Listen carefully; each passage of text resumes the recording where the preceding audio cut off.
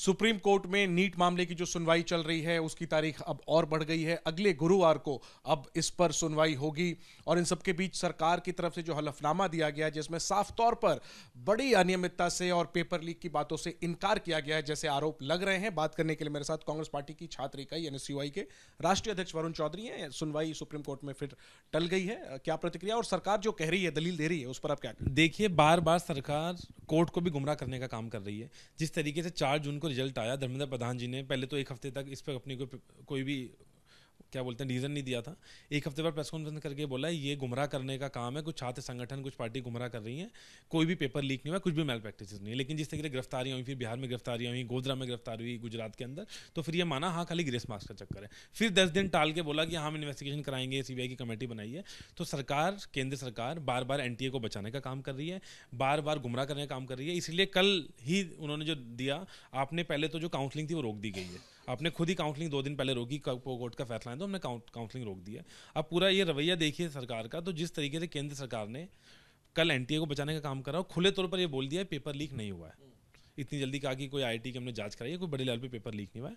तो कहीं ना कहीं केंद्र सरकार एनटीए को बचा रही है और जानबूझकर इस एग्जाम को, इस तारीख को बार बार बढ़वा रही है जिससे रीनीट का कोई मतलब ना बचे।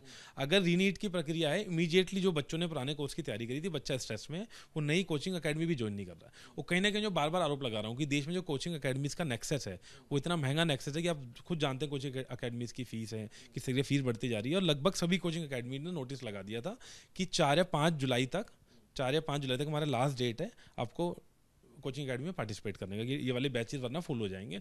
तो कहीं ना कहीं ऐसा दबाव देखने को मिल रहा है कि बार बार केंद्र सरकार इस कोचिंग अकेडमी के दबाव में इस रीनीट को लिंगर ऑन करवाने की कोशिश कर रही है। तो मेरी इमीडिएटली कोर्ट से भी मांग है और सरकार से ही मांग है कि आप शर्म करिए, देश के 24 लाख छात्रों की तरफ आइए, देश के 24 लाख छात्रों को न्याय दीजिए, ना कि आप जो भ्रष्ट एंटी है उसके साथ खड़े हुई है। आप ये आरोप लगा रहे हैं कि सरकार जो कोचिंग संस्थान है उनके दबाव में दोबारा नीट परीक्षा नहीं करवा। हाँ, ये खुले तौर पर आप देखिए दबाव किस तरीके से आ रहा है। सबको पता है कि नए बैचेस स्टार्ट होने। सरकार कह रही है कि उन्होंने आईआईटी मद्रास से जांच करवाई है, पूरा एनालिसिस करवाया है और कोई अनियमितता इस तरीके से सामने नहीं आई। ये देखिए, एक सेंटर एग्जाम था, अगर एक सेंटर भी कॉम्प्रोमाइज हुआ है, मैं मानता हूँ अगर एक सेंटर भी कॉम्प्रोमाइज हुआ है नीट के एग्जाम में, तो कहीं ना कहीं अब आप इतने व्हाट्सएप ग्रुप्स कैसे पकड़ेंगे, किसके। अब आपने जो सेंटर कॉम्प्रोमाइज हुआ है, क्या सारे उन स्टूडेंट्स की इन्वेस्टिगेशन करी?